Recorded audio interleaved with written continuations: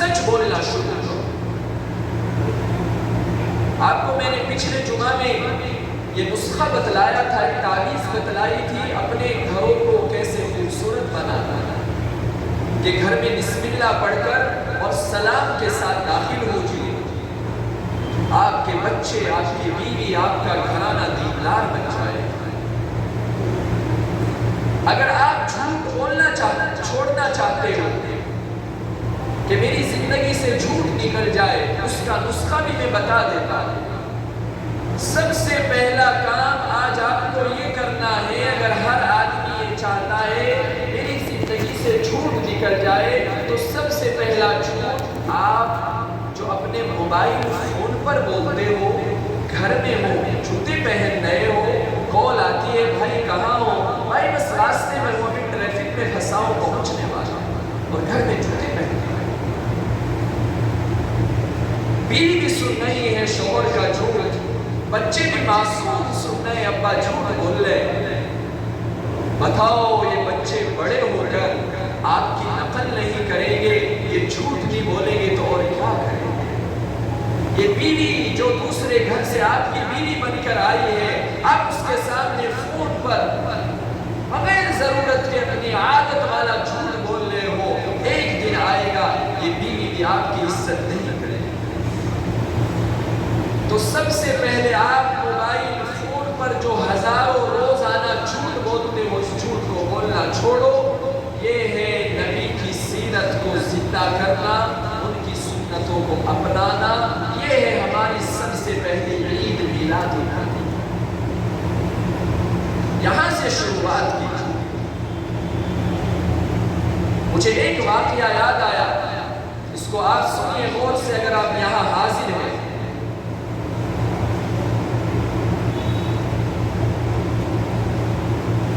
مدینہ کے بازار میں ایک یہودی بازار میں اپنی ضرورت کی ایک چیز خریدنے آیا۔ ایک طرف یہودی کی دکان تھی اور دوسری طرف ایک صحابی کی دکان تھی۔ تو وہ یہودی جو کسٹمر ہے وہ یہودی کی دکان میں سامان لینے کے لیے نہیں جاتا، بلکہ وہ صحابی کی دکان میں اپنا سودا لینے کے لیے جاتا۔ جب وہ صحابی کی دکان میں پہنچتا ہے یہودی، تو صحابی دکان کے مالک اس یہودی سے کہتے ہیں کہ بھائی صبح سے میری دکان پر کسٹمر بہت آ چکے ہیں، میں اتنا کما چکا ہوں جو آج میرے بیوی بچوں کے لیے کافی ہو جائے۔ سامنے وہ میرا یہودی بھائی ہے، صبح سے اس کی دکان پر کوئی کسٹمر، کوئی گاہک نہیں آیا ہے، آپ اس یہودی کی دکان سے سامان خرید لیجیے۔ وہ یہودی اس یہودی کی دکان پر جاتا ہے اور یہ سارا واقعہ صحابی کی دکان کا نقل کرتا ہے، سناتا ہے۔ تو وہ یہودی اس کو سامان دے دیتا ہے، وہاں سے سامان خریدتا ہے، اور یہ گاہک یہودی واپس صحابی کی دکان پہ آتا ہے۔ یہ مسلمان صحابی کہتے ہیں تمہیں تو میں نے وہاں سامان خریدنے کے لیے بھیجا تھا، کیوں واپس آئے ہو؟ تو یہ یہودی کہتا ہے سامان تو میں نے وہاں سے خرید لیا ہے، ایمان تمہاری دکان سے لینے آیا ہوں۔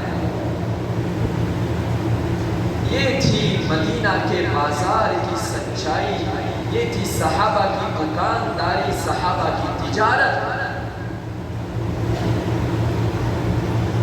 آج جس محلے کے مالدار، جس محلے کے نام پر مشہور لوگ اپنے آپ کو مالدار کہتے ہیں، عزت دار کہتے ہیں، اللہ کی قسم اگر اس محلے کے اندر کوئی بیوہ ہے، غریب ہے، مسکین ہے، لوگ بھیک مانگتے ہیں، یا اس محلے کے غریب لوگ رات کو بغیر کھانے کے سو جاتے ہیں، تو اس محلے کے مالدار اپنے آپ کو عزت دار کہلوانے کے لائق نہیں۔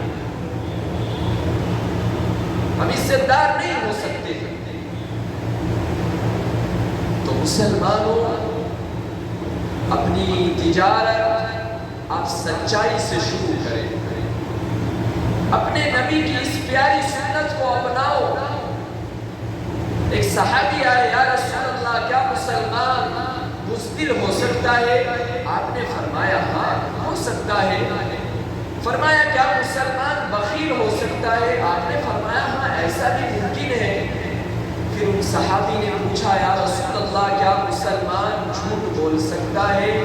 آپ نے فرمایا جو میرا ہے وہ جھوٹا نہیں ہو سکتا۔ لیکن آج مسلمان کی صبح بھی جھوٹ سے شروع ہوتی ہے۔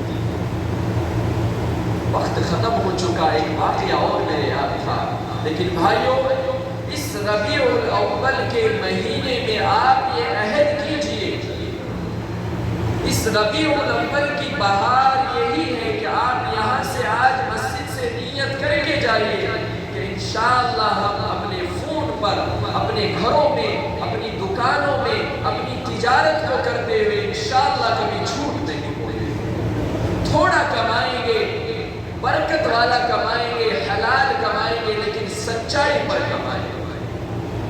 مسلمان صبح سے شام تک اپنی دکان پر محنت کرتا ہے، یاد رکھنا نفع دینے والی چیز ہمیں ہمارا کاروبار اور ہماری تجارت، ہماری دکان نہیں ہے۔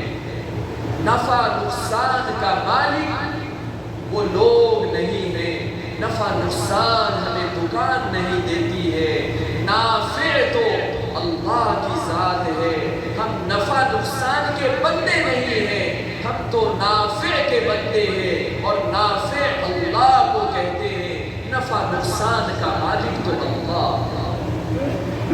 اگر یہ یقین ہمارے دلوں میں ہوگا انشاءاللہ تو مسلمان کبھی بھی کسی بھی موقع پر جھوٹ نہیں بولے گا، اور اپنی عید میلاد النبی کی ابتدا وہ یہاں سے کرے گا کہ انشاءاللہ آج سے میں عہد کرتا ہوں کہ اب میں کبھی زندگی میں جھوٹ نہیں بولوں گا، چاہے میری گردن کیوں نہ کٹ جائے، ہمیشہ سچائی کا ساتھ دوں